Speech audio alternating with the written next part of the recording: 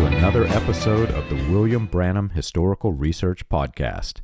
I'm John Collins, the author and the founder of William Branham Historical Research at william-branham.org, and with me I have my co-host, researcher, minister, and friend, Charles Paisley, the founder of ChristianGospelChurch.org.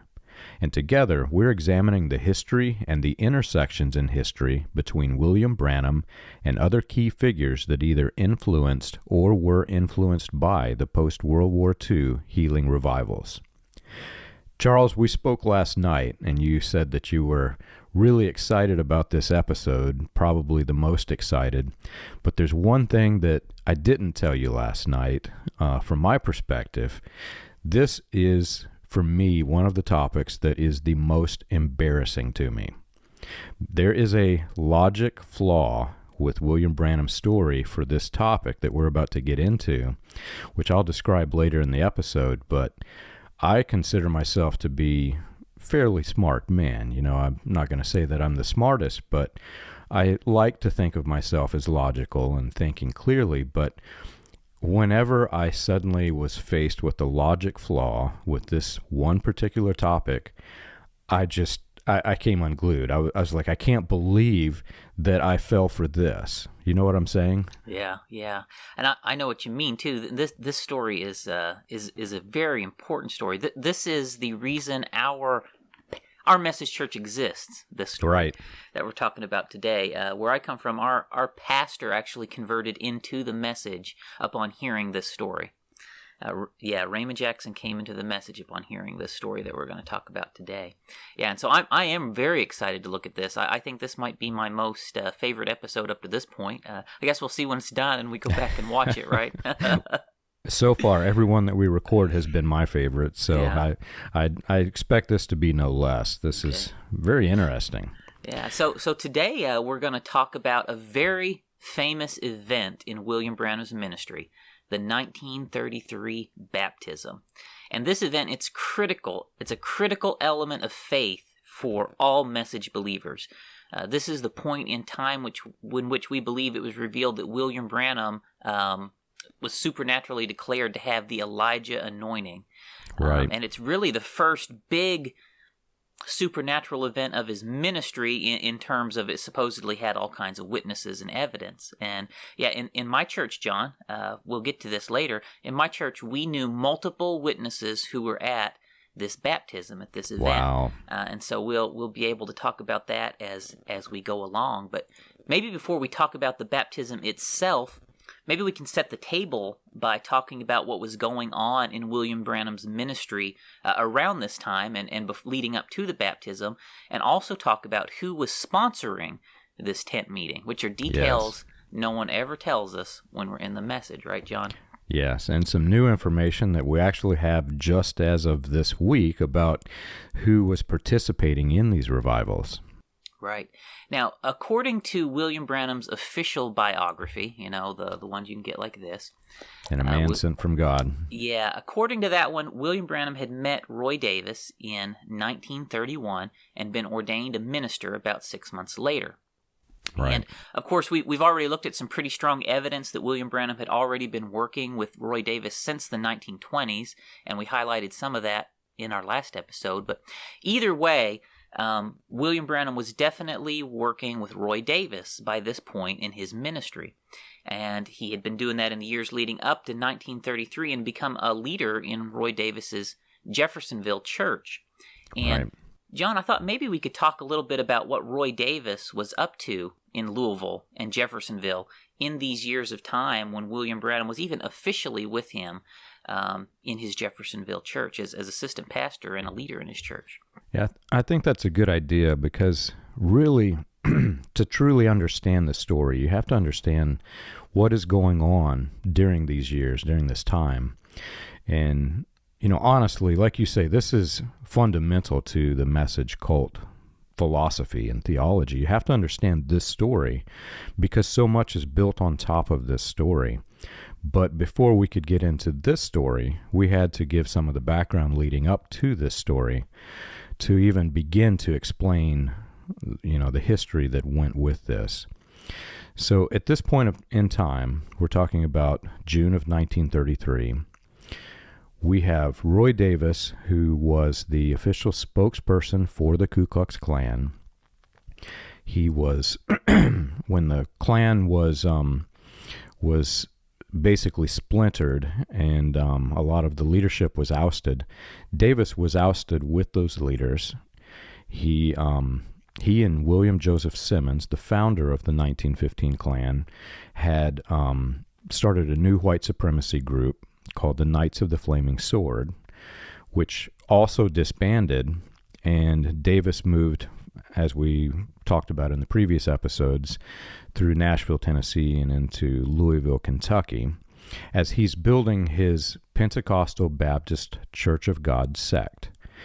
And there's strong evidence that suggests that William Branham was fundamental in the creation of that sect. When Davis got into Louisville, he had a long string of criminal activity that followed him, this trail that followed him everywhere he went, and Louisville was no exception to this rule. He was identified as having this trail of criminal history in Louisville during the years William Branham was in this area, involved in the church in Louisville. Right before last evening, I just went back and did a quick look, John, and I was able to identify at least 6 times that Roy Davis was arrested. Right. While he was in Louisville and Jeffersonville, and in the period of the time he was officially working with William Branham, according to his biography. And I just printed off just a smattering. I mean, this is just 6 of dozens and dozens of newspaper articles where Roy Davis was arrested during the time William Branham was working with him in Louisville and Jeffersonville. This was not something that went on behind the scenes. These were very public arrests. Right. They made some of them even made front page news, because here's this minister claiming to be, God's gift to mankind, and he's arrested for sex crimes, fraud, stealing, the whole bit, right? He was running like a fake mission and defrauding people out of donations. Just thing after thing. He defrauded a widow out of, or when a woman died, defrauded the kids out of their inheritance. Just on and on and on it went, all the stuff he did.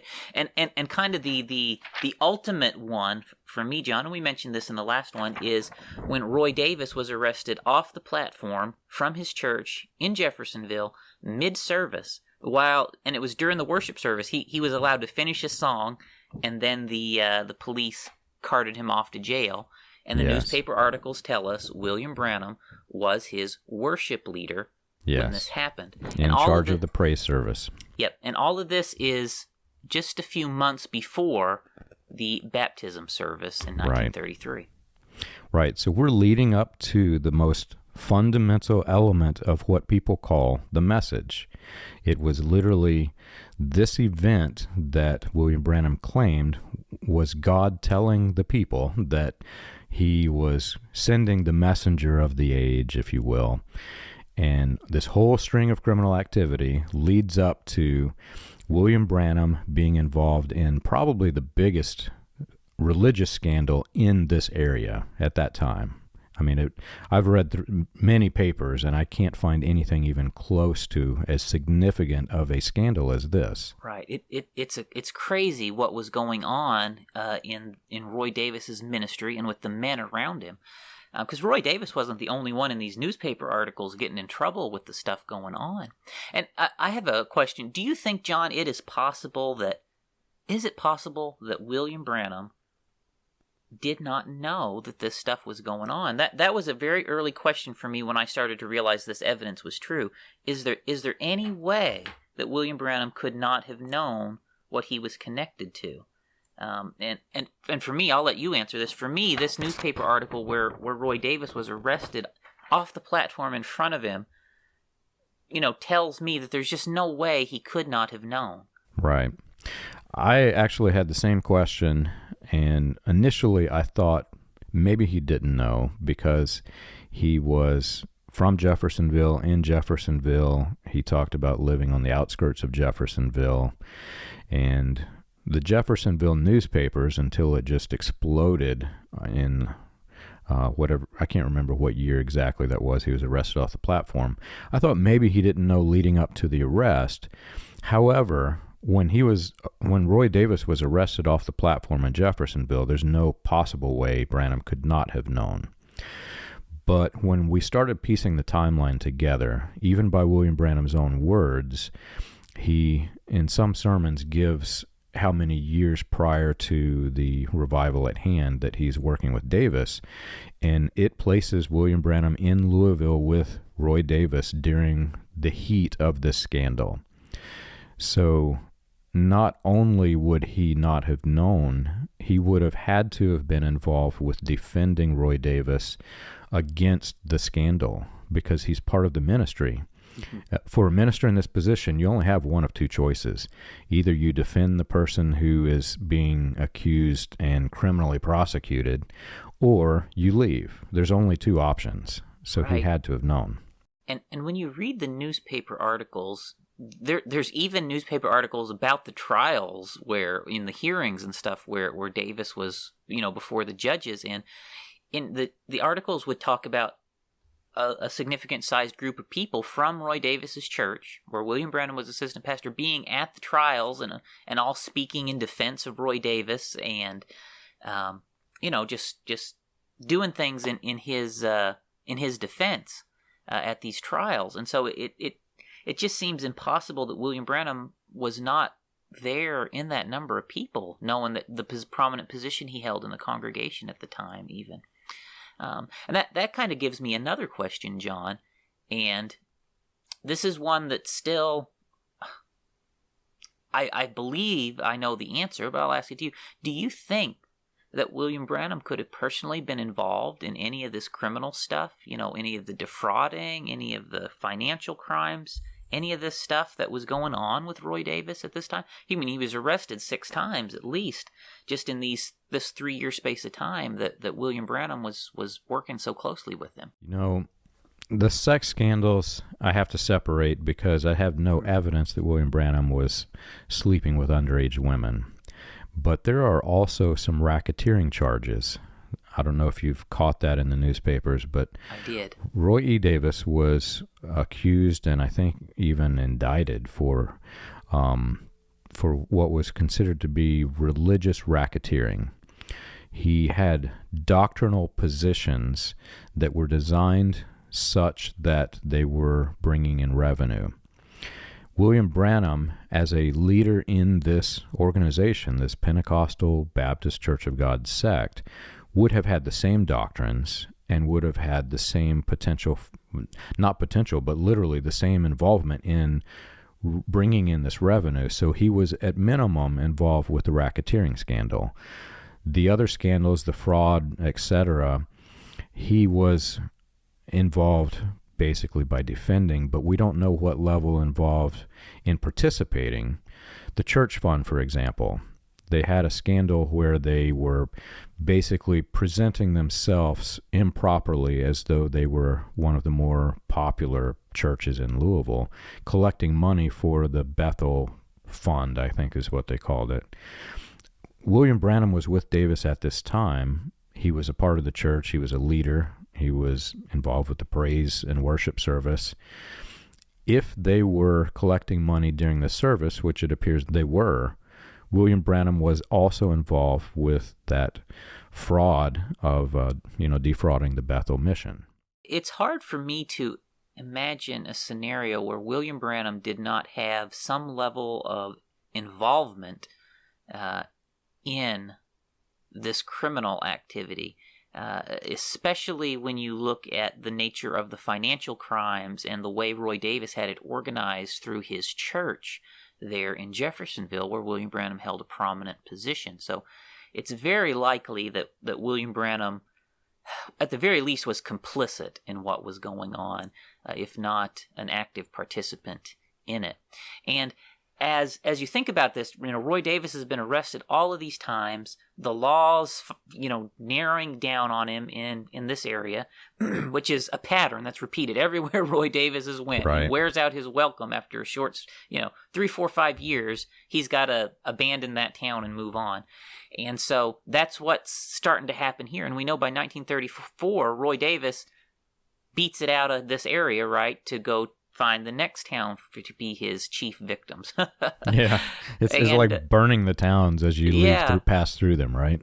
and so like everywhere else, though, of course, he's no doubt wants to leave behind a church, a footprint, something he can, hold on to, and so he's doing something in this area, obviously, before he leaves, in order to have something set up after he's gone. Enter the 1933 tent meetings of William Branham. Right. And so obviously, you think back to the beginning of William Branham's ministry, it only makes sense. Someone had to be sponsoring this tent meeting, right? Because where do you get the money for a big tent that can seat a lot of people and do this kind of a revival thing? That's not a cheap thing to do. No. So where did all the money come from for this? Who was sponsoring this? And that kind of leads us into maybe the next part of our discussion, and that is that William Branham's 1933 tent meetings that started his ministry in his famous way was sponsored by Roy Davis and his white supremacist people. That is who was sponsoring the 1933 tent meetings. And keep in mind, Roy Davis was not just the head of a Jeffersonville church. He was a church planter. He was building a church. He was growing a denomination that he wanted to basically compete with the other Pentecostal denominations, the other Baptist denominations, and pull people out of those religions into his own. It was like this big sponge that was absorbing members of other churches. Right. And he's literally setting up William Branham to be a leader in his sect. Exactly. And we know Roy Davis was the one sponsoring his meetings. I'm just going to, share a couple of the newspaper clips there. But we have multiple articles where Roy Davis is in the newspaper advertising the tent meetings that William Branham are going to end up headlining in the month of June. He's running advertisements in the month of May for it, talking about that he's got a tent and there's going to be a revival and further announcements to come. And so that's the lead up. We know Roy Davis was sponsoring the tent meetings in 1933. And then maybe we could talk just a little bit about that site where the tent meeting was held, John.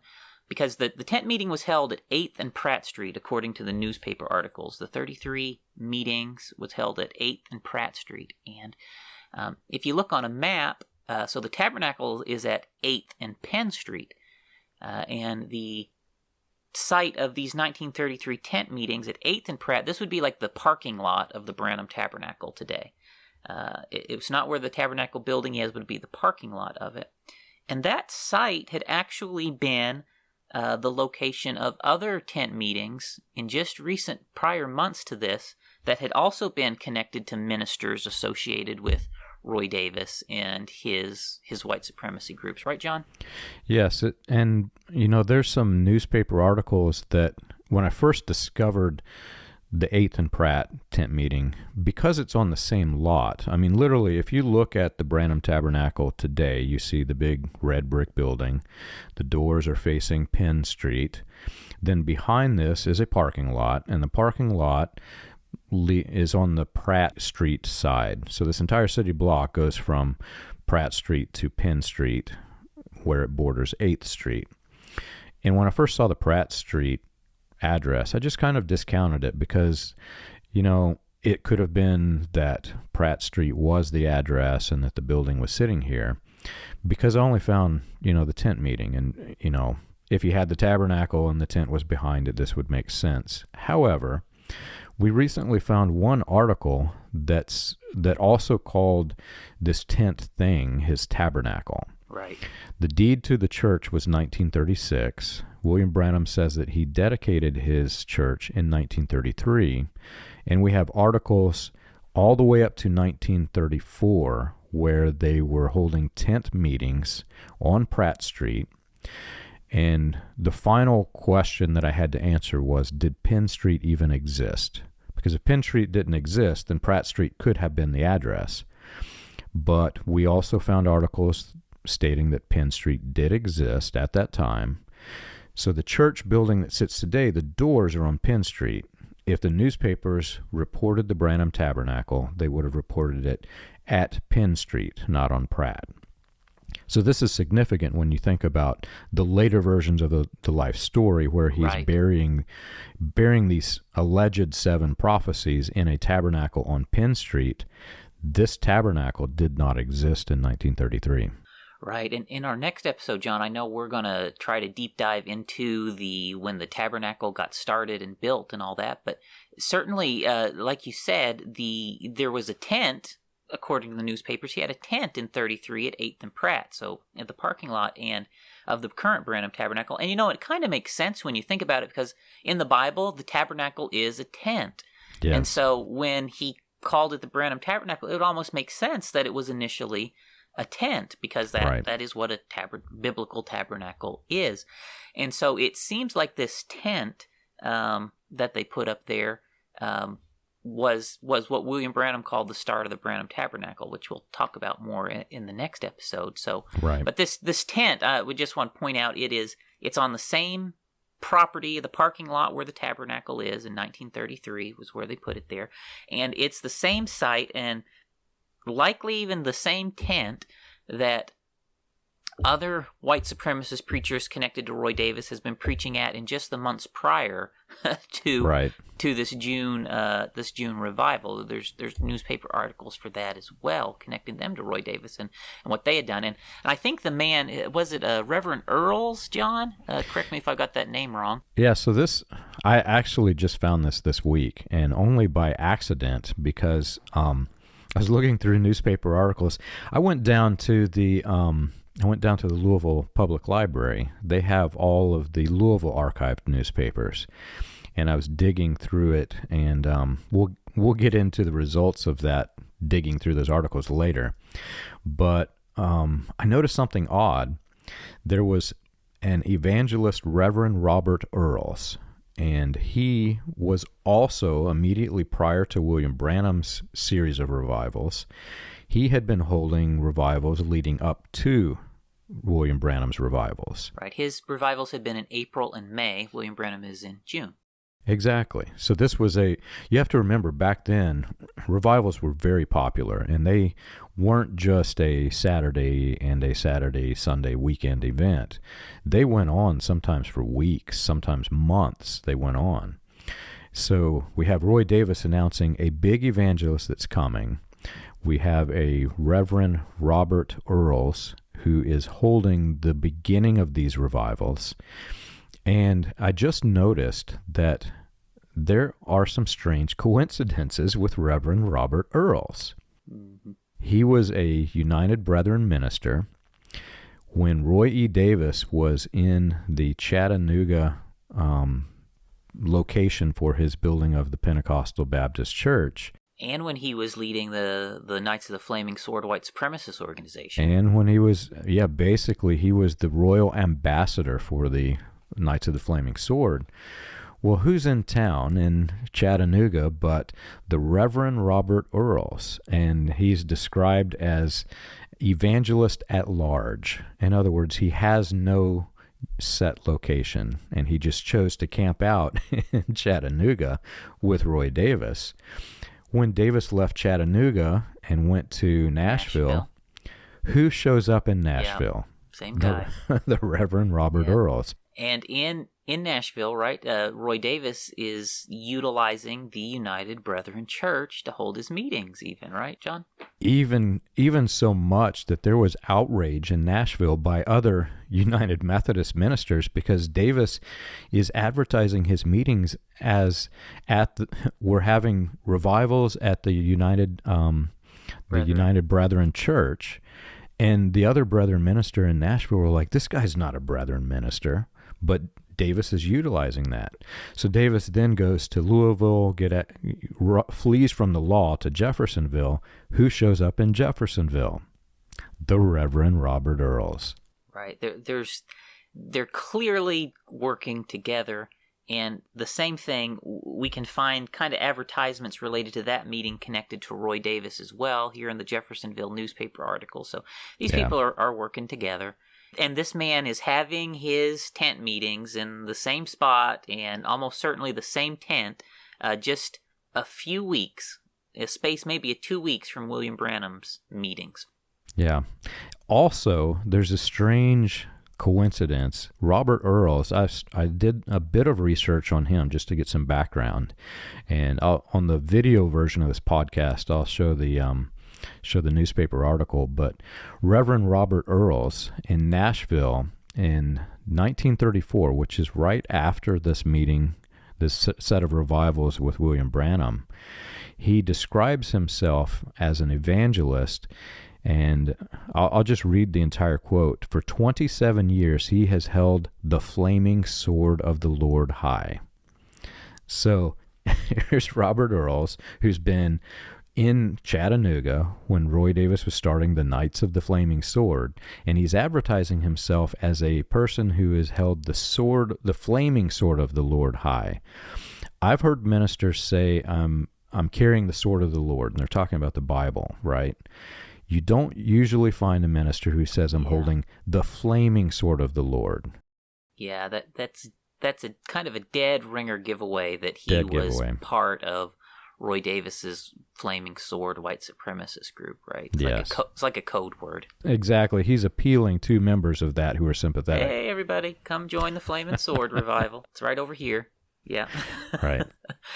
So this is... So now we're within a space of a couple weeks of William Branham's revival meeting, right? There's just been a white supremacist revival meetings connected to Roy Davis at the exact same spot, at the exact same place, and now Roy Davis, according to the newspapers, is sponsoring another revival meeting at the same spot, the same tent, and lo and behold, it turns out to be William Branham's 1933 tent meeting, and we have that, according to all of his official biographies. We have newspaper accounts that confirm it. And I want to maybe start by reading a quote of what William Branham says about this tent meeting, and then maybe we can kind of talk about what did happen there. But he says, this is from 1955, January 17th. He said, I was baptizing down on the river. My first converts. Pause. My first converts. That's important. Yeah. My first converts at the Ohio River, and the 17th person, again, he's very consistent every time he tells this person, the 17th person. And the 17th person I was baptizing, as I started to baptize him, I said, Father, as I baptize him with the water, you baptize him with the Holy Spirit. And I'll just pause there. Notice that isn't the Message baptismal formula. He said, I started to put him under the water. And just then a whirl came from the heavens above, and here come that light shining down. Hundreds and hundreds of people on the bank, right at 2 o'clock in the afternoon in June. And it hung right over where I was. A voice spoke from there and said, as John the Baptist was sent for the forerunner of the first coming of Christ, you've got have a message that will bring forth the forerunning of the second coming of Christ. And it scared me to death. And here is where my face starts to turn red. Yes. Okay. So this is fundamental to our belief in the message. This light, this angel, this pillar of fire came down. The voice said from heaven on the banks of the river with hundreds and hundreds and hundreds of witnesses that William Branham had been sent with the message to forerun the second coming of Christ, just like John the Baptist, right? And so this, for us, sets everything in motion. And so, like I said, John, I know people who were there. We have newspaper articles. I have stories to share, but so that's a pretty dramatic story, though, John. I mean, if that happened, that'd be pretty wonderful, wouldn't it? Man. I mean, that'd be amazing. You can probably see it in the video. The people who are watching the video, my face is turning red because this is embarrassing. I'm going to take a few minutes. I'm going to rant. So I'll let you take your rant before we get to the newspaper articles. I was not a quiet message believer. I believed it hook, line, and sinker. I believe this. I taught, I wasn't like a teacher in a church, but when I would encounter people at work or friends, if I was at a ball game, if I was at playing basketball, I was telling people about William Branham. Why would I not? The world is ending. I want to save their lives. I was actually concerned for the souls of the people around me. And everyone, I don't care who they are. I don't care what they've done. I don't care what kind of person they are. I want to save them, right? That's what Jesus would want to do. And I'm a logical person. I've told this story. I've told people, did you know that there was a man in Jeffersonville, Indiana, who was baptizing people, and a light shone from the heavens and a voice spoke through the clouds and announced his arrival on earth? And their first question is always, really? You mean this happened and we don't know about it?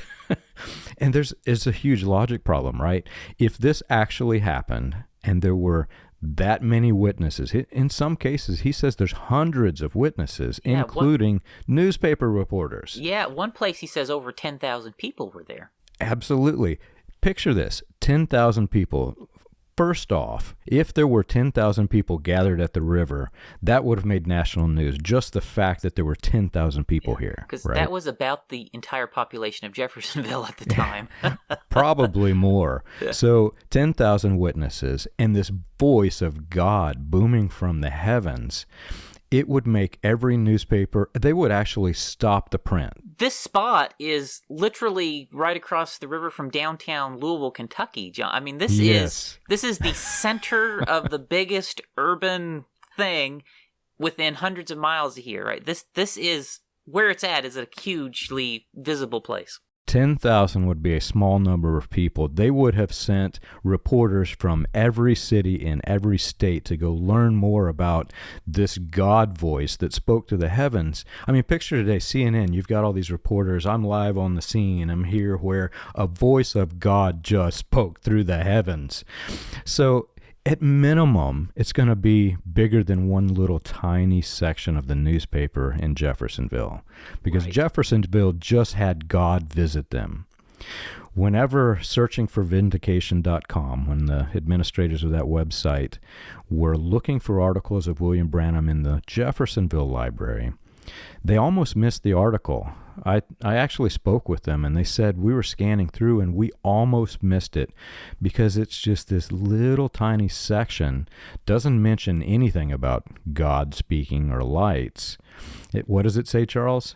Right. Well, and maybe before I read it, just for our readers to know, William Branham told us that the newspapers packed this article from all over the country, and it went into Canada. He told us even the names of the newspapers that it was in. He said he even read us the headline of the newspaper, Mystic Light appears over Evangelist at the river. Like, he told us all of this stuff. Yes. That it was in the newspapers, and the whole thing. But the thing is, John, it's not in any of the newspapers that he named and said it was in, which we went and looked at, and you even verified some again this week, and I looked at the copies as well. Yeah. It's not in any of the newspapers that he actually said it was in, but it is the only newspaper it is in the Jeffersonville Evening News, so the Jeffersonville local newspaper. Mm-hmm. And here is a copy of just a part of it. You might be able to show the whole newspaper article, but this is it, and this right here is it. This is the only newspaper article about these baptisms right here, and I have a blowed up copy of it, John. And this is from June the 2nd, 1933. And so first I just want to focus on that date. So he said he was baptizing his first converts, and it was in June. Yes. This is June the 2nd.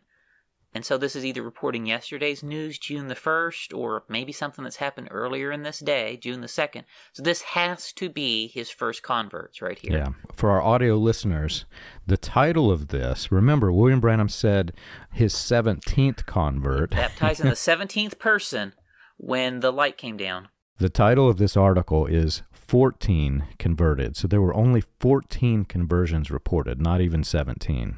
Right. And so apparently, there was 3 invisible converts that got baptized, and then after that, this happened. I don't know, right? Yeah. Like it. When you read this, right, and this is all you got after what William Branham told us. We were expecting a headline: "Mystic light appears over Baptist," and you were supposed to read all about it. And this is what we see: 14 converts and literally 4-line article. So I'm going to briefly continue my rant, and then I'm going to stop my rant. And you can see my face is fully blushed because I'm embarrassed that I believe this stuff. In the Louisville Public Library, when you go downtown, they have this really big section of archives. And I'm talking rows and rows of filing cabinets. Each filing cabinet has a drawer filled with thousands upon thousands of newspaper articles from every newspaper that has existed in Louisville through time. William Branham gave us the name of the first newspaper that he said printed it. He said it was in the Louisville Herald. At the time that William Branham said it was in the Louisville Herald, that paper was bankrupt and did not exist. So his audience actually could not go and get these newspaper articles. As of today, we're in the year 2022. As of today, all of those newspaper articles that did exist have been captured, put onto microfiche, and you can just go read through all of the microfiche.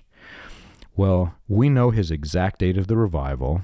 He told us it was June the 16th. However, according to the timeline that is now documented and established, it was June 2nd when he had his first conversions. Well, I just went to the Louisville Public Library, and I started digging through. I found the Louisville Herald articles, and not just for June, but I went through the entire month of June and the month of May, and I'm holding it up here, but I will, for the video, I'm going to make it, much clearer, much better. I've got the headlines for every, for every one of the dates that could potentially be the one that was his revival, and I went through every single one of them. It would take rolls and rolls of film for me to publish every single page, but you can go to the library yourself and you can pull these and look at them for free. They will even let you print these pages out of the Louisville Public Library for free. Not a single page from not a single issue from not a single May through June month has even a single mention of William Branham's tiny little revival. I'll share some of the front page headlines, but there's also in these newspapers, I'm going to hold this one up and I'll make it better for the video, but it says the week's news.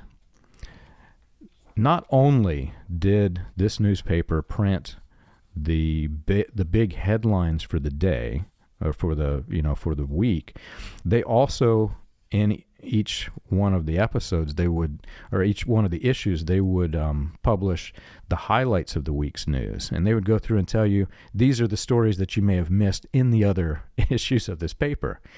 Not a single one of this week's news contains a single mention of William Branham or his revivals. However, there are several other crazy, interesting stories and revivals that I've got out of these. They were interested in the New Albany, Jeffersonville, Louisville, surrounding areas, religious communities. They published revivals for other ministers, not William Branham. And they had some crazy, fascinating stories, such as 2 ministers went rogue and they started preaching that it was God's divine plan to join a nudist colony. I mean, they had some crazy, interesting stories, but not a single mention of William Branham. And I'm going to ask again as I close my rant, if a voice boomed from the heavens in front of 10,000 people and said, "This is the guy, go listen to him," don't you think that the newspaper would have at least a mention of his name? It's incredible, John. It's incredible. Now, I mentioned before that at Faith Assembly, where I was the assistant pastor, the second oldest continuously operated message church in the world, and perhaps the closest, perhaps other than the Branham Tabernacle itself, to the actual site of these events, we knew multiple eyewitnesses who were there at those meetings that day, John. And so I want to talk just a little bit about them and their eyewitnesses' accounts, which were handed down to us and known to the people at our church. And the three eyewitnesses are Fanny Wilson. She's a resident of Jeffersonville. She died about 1978. Doc Branham, or Edgar Branham, William Branham's brother, who was a periodic attendee at Faith Assembly Church up until he passed away, he and his family. And then the last one, Graham Snelling, who was assistant pastor of the Branham Tabernacle in the 1950s, who was in Roy Davis's church with William Branham, and who was also present at these 1933 baptism. So those are three people that are known to us who were at that baptism. And I'll say this, they are the only people who were known to us who were at that baptism, who were still in the message by the time you get into William Branham's, the 1950s, 1960s. Every other person who might have been at them was no longer in the message by that point. So these are the only three people that we know of that were at these 1933 revival meetings and continued on into the message past the 1950s. Graham Snelling actually left in the mid-50s. So you could say only two of them made it into the 60s of all of the... And two of those three had strong ties to William Branham and had basically a stake in the interest in this thing. Exactly. And so I just want to talk about them, and I'm not going to go through all the details of each of their stories, but the summary of it all is that nobody at the river saw a light that day. Nobody, not one of them, and none of them saw or heard, rather, none of them heard a voice speak at the river. None of them. None of the three witnesses that we know were there that day heard a voice or saw a light descend from heaven. And here's the thing, Fanny Wilson is actually referenced by William Branham on tape at one point as a witness to those things, right? Like he calls her out from the platform, and you're a witness to this, weren't you, Fanny Wilson? Fanny Wilson never heard a voice. Fanny Wilson never saw a light, right? And we know that. She told that to people, that she never heard a voice or saw a light. Yeah. But the only thing that they say happened that day was there was some kind of a loud, explosive noise. And when it happened, the people all kind of jumped or screamed or covered their heads. There's some kind of a really loud bang that happened. We can guess all about that, right? Well, there's two things I want to mention here. Number one, the loud bang. That could be anything. Could be. I live in Jeffersonville. I'm not far from the church. I'm only just a few miles from the church. And every so often, I conduct my business from here. I'll be talking to business executives in other states from here through video conference. And every once in a while, there'll be this low brrr in my office because in Jeffersonville, actually closer towards the church, there is a big quarry where they blast with dynamite. Right. It shakes my house. It shakes my walls, my windows. When we moved in this house, they did not tell us that there were going to be explosions. So we moved in with no clue that this is happening. And the first time that it happened, I thought the city was under attack, man. Right. And it's right down on the river because they can load all the gravel and stuff right onto the barges there and easily ship it, up and down the river. Yeah. But the second point, this story became fundamental to the message that God spoke through the heavens, and the way he describes it is not an explosion, it's an audible voice. Right. And in fact, it's so strongly tied to his Elijah version of the stage persona that the voice had words talking about his being Elijah, right? But if you look at the timeline and look at the original versions of this story, Charles, the voice did not exist in the earlier versions. I know. And I don't know. I don't know if in your part of the message that it was this way, but in the sect that I came from, we actually openly admitted William Branham is the only person who saw the light or heard the voice. And it was because we had witnesses, to these things that had been connected to our sect. So it was we publicly believed there was a light and there was a voice, but we would always say, but William Branham is the only one who heard or saw it, right? And if you listen to like Perry Green's sermons, he found the same thing. Like he admits the same thing. William Branham's the only person who was a witness to this. And if you listen to William Branham's telling of these stories, right, he actually says that the people who were at the baptism confronted him, telling him he imagined the whole thing. Like you can actually go back; his stories tell that. And I want to throw in the story of Graham Snelling too, because that's a really a notable takeaway before we jump to when the voice, he started talking about the voice, because it's actually connected to this. William Branham never started talking about a voice at the river. The first time he mentioned a voice at the river was 1952. Yes. In every single telling of that story, whether you go to A Man Sent from God, whether you go to the earlier references on tape, whether you go to the references where he talked about it in Voice of Healing magazine, every time he talked about this event before 1952, he never mentioned a voice speaking from heaven. It was just a light descending. Right. But in 1952 is when he started to add in a voice spoke to him and said, you're going to forerun with the message. 1952. So Graham Snelling was the assistant pastor of the Tabernacle at that time. And Graham Snelling confronted William Branham over exaggerating the baptism story. Yes. Okay, in the 50s. And you can find there's other witnesses that'll, can confirm I'm telling you the truth. I got this from 6 different people, right? So I know this is the absolute truth. And I think, John, you've even been in contact with some of Graham Snelling's family in the recent past as well. So Graham Snelling confronted William Branham over exaggerating this story while he was still assistant pastor of the Branham Tabernacle, okay?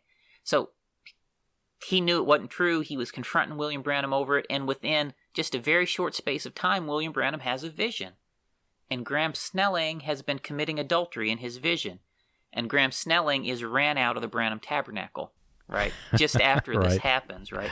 That's how Graham Snelling's term as assistant pastor at the Branham Tabernacle ended, in case our listeners are wondering. He confronted William Branham over making this story up, of exaggerating the baptism story, and William Branham then has a vision that he's committing adultery and has to be, ran out of the tabernacle.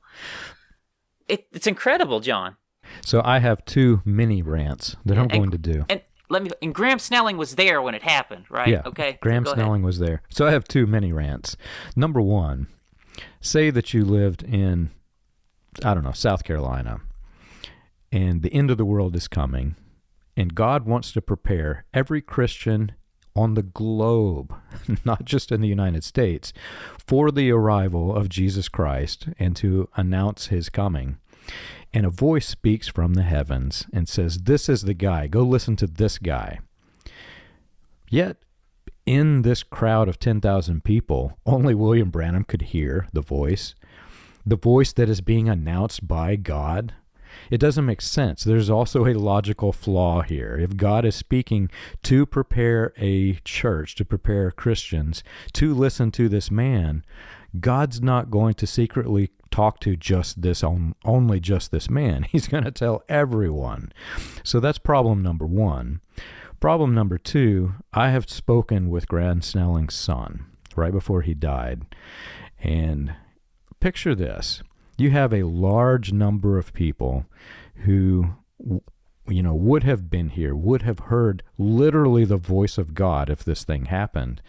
You could not, for anything in the world, change their mind to decide that this wasn't the man because the God just spoke through the heavens. I know. Why didn't all these 10,000 people stay in the message for the rest of their life? It don't make any sense. 10,000. This would be 10,000 people. The little tiny building in Jeffersonville could not hold the number of people that would have been converted had a voice actually spoke from the heavens. How can it be that only 3 of these 10,000 people was still in the message 20 years later? It don't make no sense, John.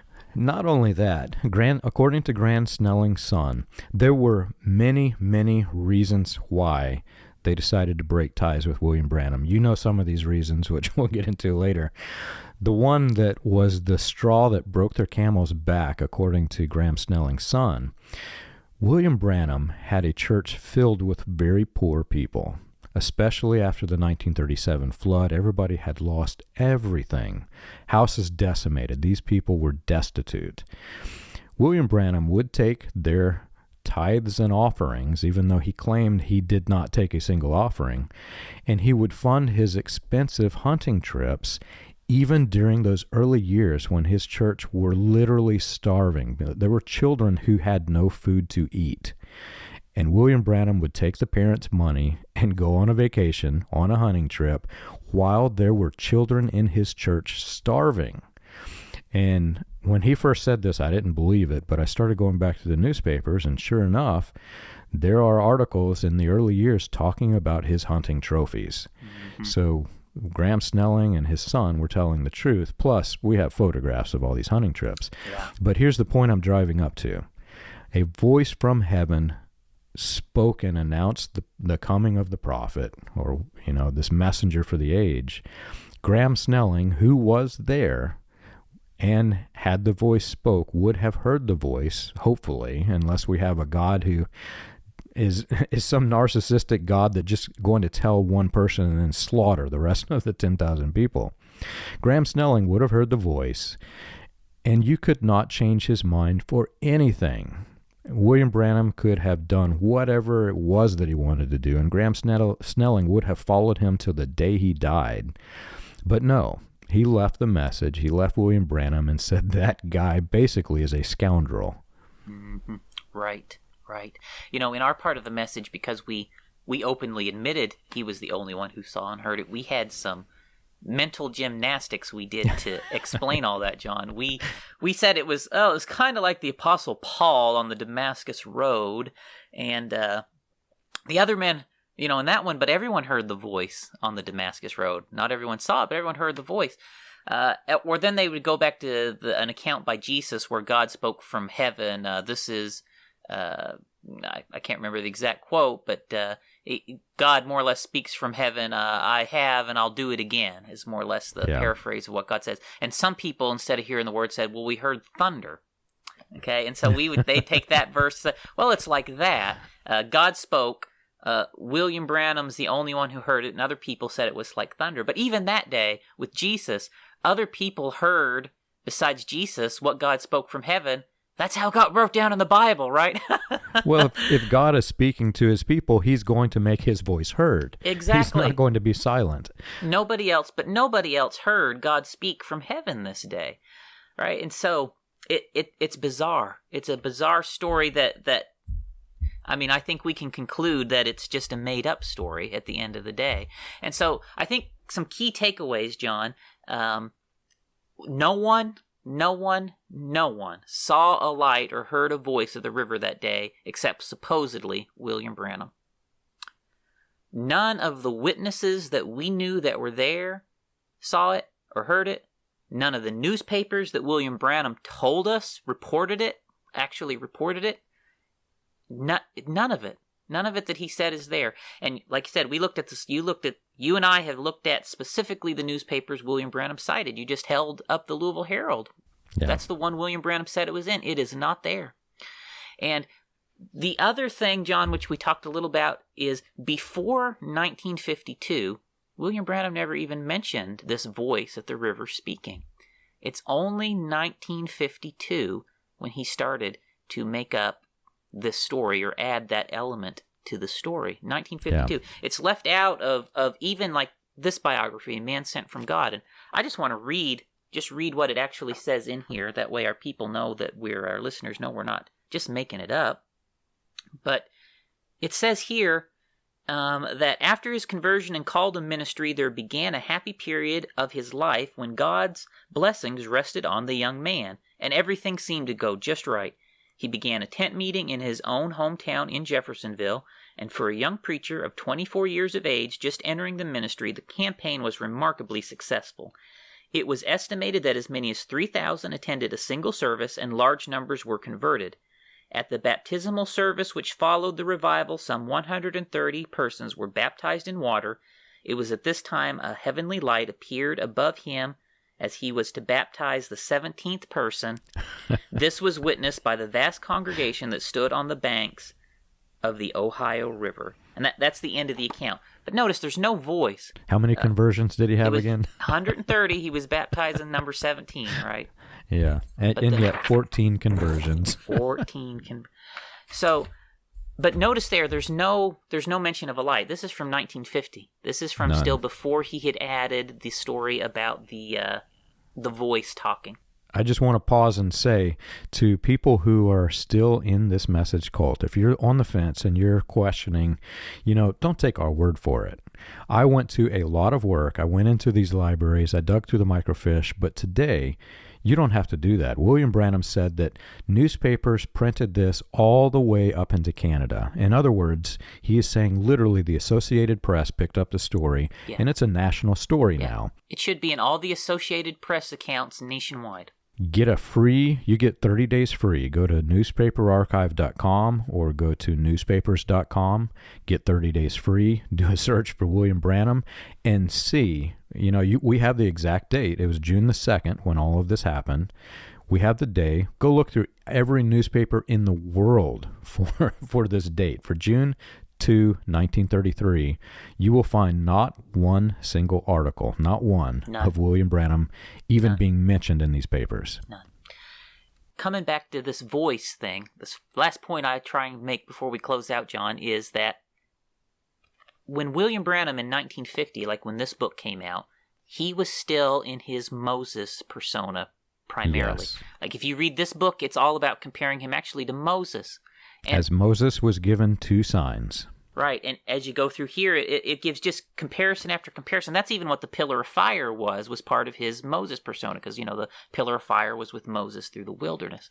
Yeah. And so William Branham did not start talking about the voice at the river until he started to introduce and bring to the forefront his new Elijah persona, which started in about 1952, right? Yep. And it's when he decides that he's going to start presenting himself as an Elijah figure, that is when he goes back and he adds the voice saying, as John the Baptist was sent, so you're sent with a message to forerun the second coming of Christ. It was at that point when he started presenting himself as Elijah that he went back and added that detail to this story.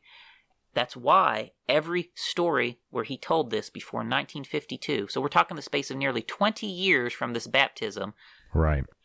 20 years later, he adds in this detail that there was a voice at the river, right? Which also coincides with Graham Snelling confronting him for exaggerating the story. So just want to make that very last key detail, John, in there to real clear to our audiences. And I think, for me, any reasonable person that would look at these facts would have to admit there's absolutely no evidence that what William Branham told us happened at that river that day actually happened. And in fact, there is overwhelming evidence that he made up that story. Yeah. And also think about the stage personas themselves. So there's also a logical problem with his versions of stage personas. I mean, there are several, but the biggest ones. When he is creating his Moses stage persona, remember, this is the Pentecostal Baptist Church of God. Their mission is to suck people like a sponge out of other churches. And during this phase of his ministry, he is presenting himself as being commissioned by God to be given symbolically links to Moses. As Moses was given 2 signs, so will you be given 2 signs. He gets the number of signs wrong. There are 3, he said 2. But to those people, for that stage persona, he was, quote, the Moses that led God's people out. He was staging an exodus from mainstream Christianity into his cult to build and grow his cult. Once he did this, all of these people that are in this sect viewed him as this Moses character. Then he introduces his Elijah stage persona, and he's got a new commission. As Elijah was behold, as John the Baptist, who was, and biblically the spirit of Elijah was on John the Baptist. As John the Baptist was sent, so are you sent, William Branham. So here's a second commission, which is also a logical problem, right? If God is commissioning you to do something and he gives you these signs, which are supposed to lead people to prepare them for the coming of Christ or whatever, you don't need a second commission. All you need is the one. The first one should be good enough, right? But those people would remember his Moses stage persona. So he has to transition slowly over time, and you'll find mixtures of these personas as they shift. They shift from Moses to Elijah, and then where it gets really problematic for me, during the last few years of his ministry, he starts bringing in the Son of Man stage persona. That's right. That's when he starts setting himself up as being God incarnate, being the return of Jesus Christ. Yeah, he started very problematic. He started setting that up mid-60s, late 60s, and came in really strong towards the last 2 years of his ministry.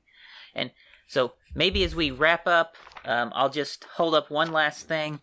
Here is the man who is in the background of the 1933 baptism. Here is the man who is sponsoring the 1933 baptism services. Here's the man who paid for the tent. Here's the man who ordained William Branham, organized the tent meeting. Here's the man in the shadows that no one ever told us about, who was involved at this point in William Branham's ministry. Here's the man. In the Marvel Universe, here is the kingpin, Roy E. Davis, who is orchestrating everything.